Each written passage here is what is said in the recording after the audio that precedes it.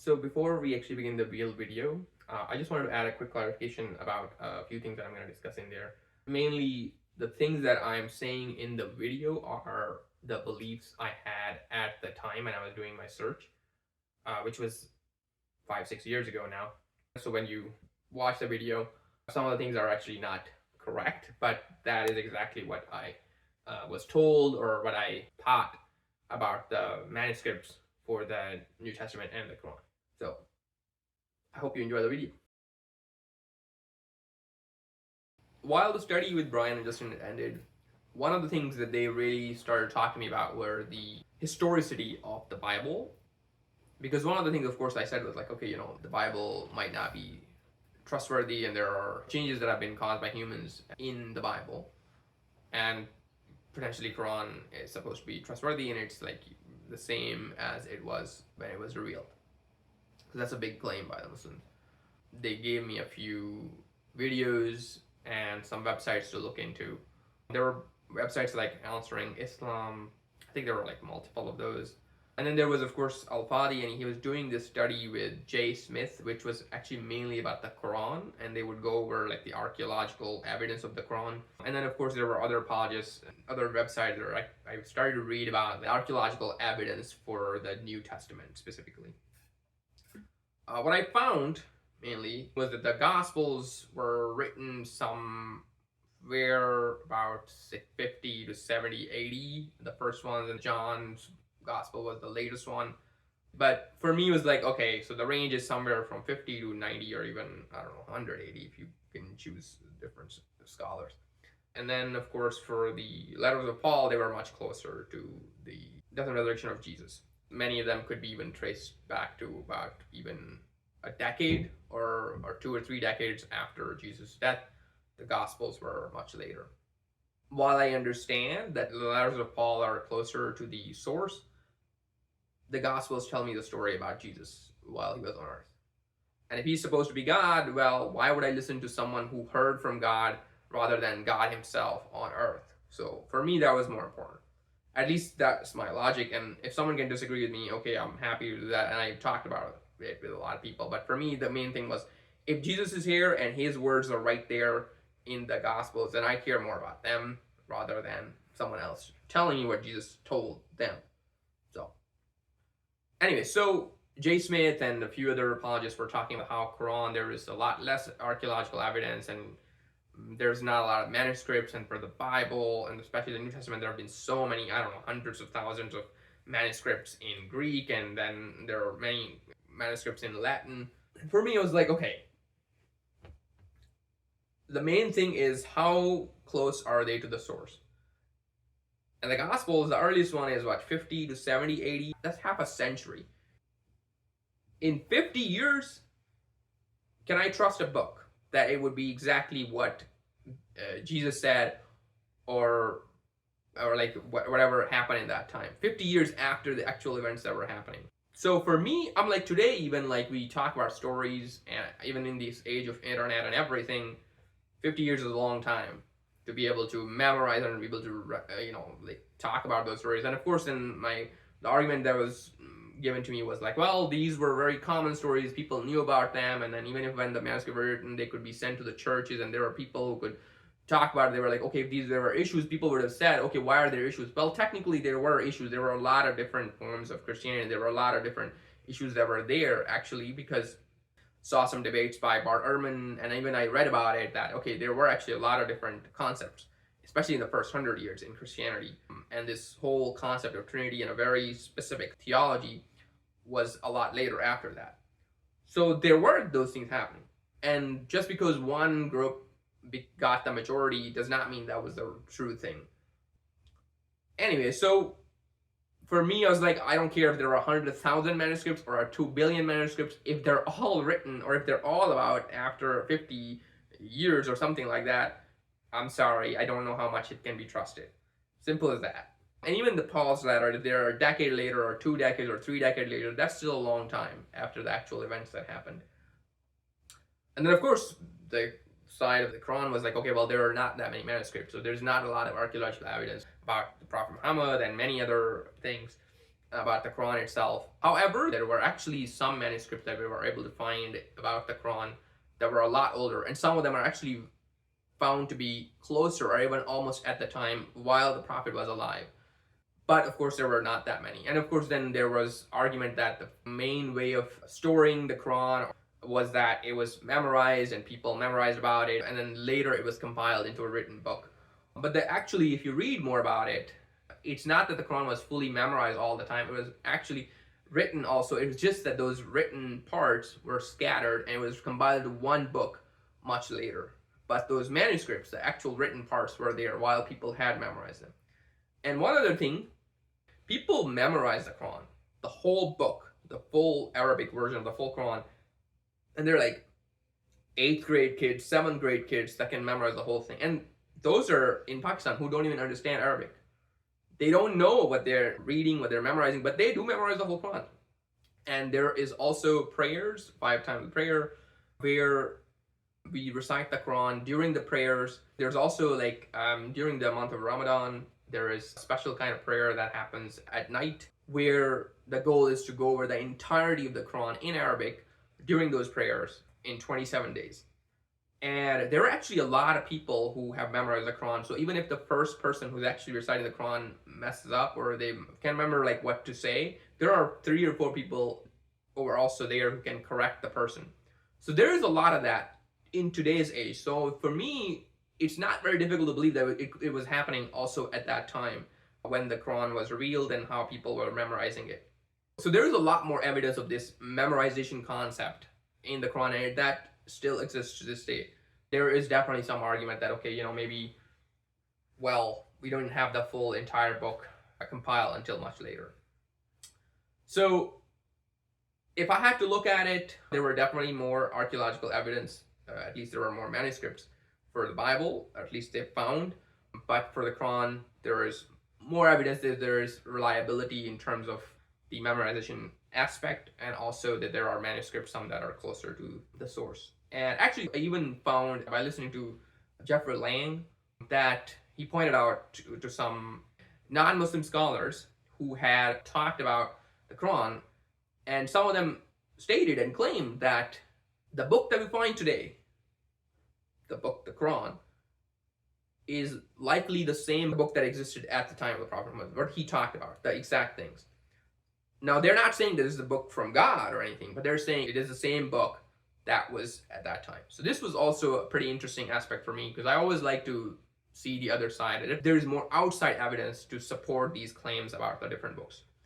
And for the Bible, unfortunately, I did not find many scholars that were not Christians to support the fact that the Bible is this fully trustable word from the time when it was actually stored in its original form. Now, of course, what many Christians told me was like, okay, well, it didn't have to be stored in exact words.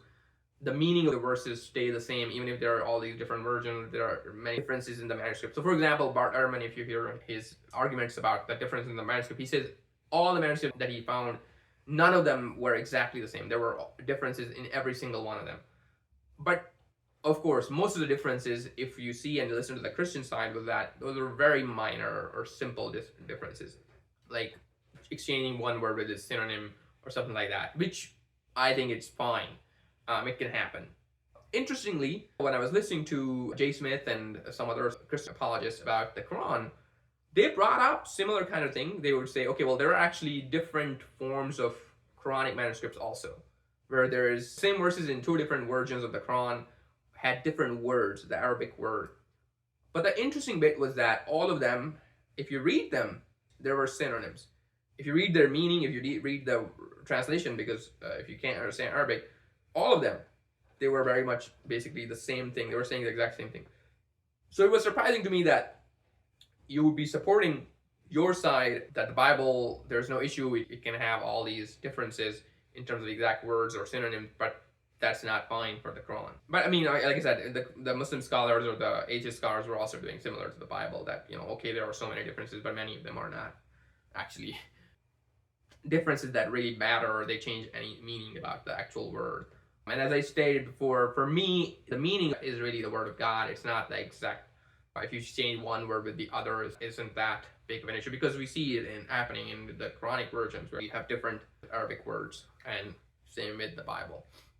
So what I got from all of that was like, while I can see more of an argument for the Quran in this, of course, many of my Christian friends and many Christian apologists would disagree with this completely, and I'd be open to debating if they're interested in that. But I have done debates on this particular topic with many other people I did with.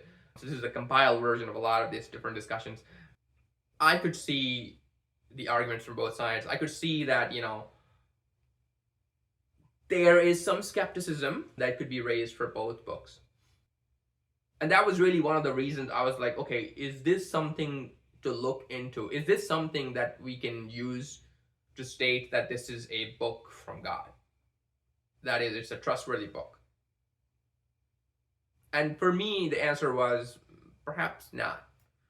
If this is your argument, I don't think the argument holds very well for both sides. Again, I can say that if I agree with one side more, for me, it was not a great argument to just show historical evidence. And one more thing I should state, that something that Christian scholars had brought up many, many times. There are events in history that we can believe even by a few manuscripts, especially if they're that old. They brought up many historical events, like for example about Napoleon and many other figures and the historical battles that happened. And there's a lot less evidence, there's a lot less manuscripts about those, and they were written a lot later. And we are able to treat them as like historical facts. So if we apply the same historical principles on the Bible, why is that not trustworthy? Like, why can't we say that it's a historically reliable book? And for me, the issue was that while, does it really matter to me if it states that a battle or whatever history and Napoleon was this feet tall, or if he did something, or if he didn't do something, and there are a lot of myths about it. It doesn't really matter. It has no effect on my life. It doesn't change what my beliefs are, how I'm going to live my life. It has no effect whatsoever. So even if there are differences, even if it's not trustworthy, if it's a historical book, I'm like, okay, sure, it's probably what happened, but I don't really have an issue if it didn't happen like this. But for a religious book, especially for the one that I'm trying to build my whole life on, my whole belief on, and not just mine, but to think of the fact that it is the book that's going to define the purpose of humanity, I think I would want a little bit stronger evidence than just saying, oh yeah, let's just take whatever historical method we use for other things, we should just use the same thing for the Bible or the Quran in this case, or any other religious book. Yeah, so to state, for example, that the Bible states in one particular place is that, okay, Jesus rose from the dead, and I'm supposed to use a similar kind of evidence as I use for understanding about Napoleon or some other historical figure? No. That fact has a much stronger meaning. It's also a very unlikely kind of event. So I would say that argument, in my opinion, is just not valid. Simple as that. And again, I have talked to many people about this. Of course, if someone is interested and they are really willing to debate on this, I'd be happy to do that. But that was it. So for me, this kind of argument, this kind of way to try to decide about the two books or two religions or any other religion was simply not enough, and it wasn't the way. So for me, the internal coherence in the books was a lot more interesting way to look at it, and the morality that they talked about, and of course the actual content of the book, for me that was much more important than these historical arguments. In the video, I'm discussing a few things. For example, manuscripts that we had for the Quran and their dating, and when the New Testament Gospels and the books were written. So what I was told at that time, or at least based on the search I had done, was that the Gospels were written a few decades after 30 AD or 33 AD when Jesus left this earth. So I thought actually that meant that we had manuscripts of those Gospels from, or manuscripts of the New Testament from that time. And so when I was comparing that, I was comparing it with the Quranic manuscripts, the actual dating of the manuscripts, physical manuscripts that we have available, not when the Quran was actually written. So there's that difference. So what I realized was that the manuscripts that we have for the New Testament are actually much, much later from when they were written. What I mean by much, much later, of course, is that, they're a few decades, or in some cases a century later. So for example, I found out the earliest manuscript that we have for the New Testament is P52, which is dated to be almost about 100 years. So give and take, it could be a few, I think there could be like a range, but around it's 100 years after 3080. And that's like also a very small manuscript. It's like, I think it's like the size of a credit card on both sides, and it's a chapter in John and only like a few verses, and even parts of those verses in there. Substantial manuscripts that contain a few pages, those are even later. So like P66, which is a very substantial early manuscript, is dated to be from the late 2nd century. So this could be even potentially 150 years, 170 years after 3380. So that's what I wanted to just clarify, that difference here. And Quranic manuscripts, for example, the earliest one, substantial, what I mean by that is a few pages. The dating of the manuscript actually overlaps with the time when the Prophet Muhammad, peace be upon him, was actually alive. So that's a significant difference. And the other thing I wanted to clarify is that when I discussed the number in the video, there was like a number was that we have about like 56 or 5800 Greek manuscripts, or more than that. And there are a lot less manuscripts for the Quran from the early years. The difference, however, I noted was that out of those 5,800 manuscripts, there's actually 0 from the 1st century and only a few from the 2nd century. And out of those, there's actually, I think, 1 or 2 that actually are substantial in nature, which means they have actually full pages. So I think the number that I found was from the 2nd century, it's about 18 to 20. And then most of the manuscripts actually, about I think 5,000 or even more than that, are from much, much later, even like 8th, 9th, 10th, 11th, 12th, 14th, 16th century. So it's not like they're all from the early years. Out of those 5,800 Greek manuscripts, the earliest ones actually have more significant differences. The later ones had less significant differences. Like, for example, the later ones would, of course, have like, some word, it's a different synonym has been used for that word. So it doesn't really actually change the meaning of the sentence or the message, whatever. And another one thing I want to clarify is that I also noticed that people bring up that the full Quran manuscripts, which means the entire Quran, those manuscripts are later, are dated to be about 100 years after the Prophet's death. What I noticed was that the full New Testament manuscripts were actually about 300 years after 3380. And those manuscripts actually have differences from the New Testament we have today. That was good, eh?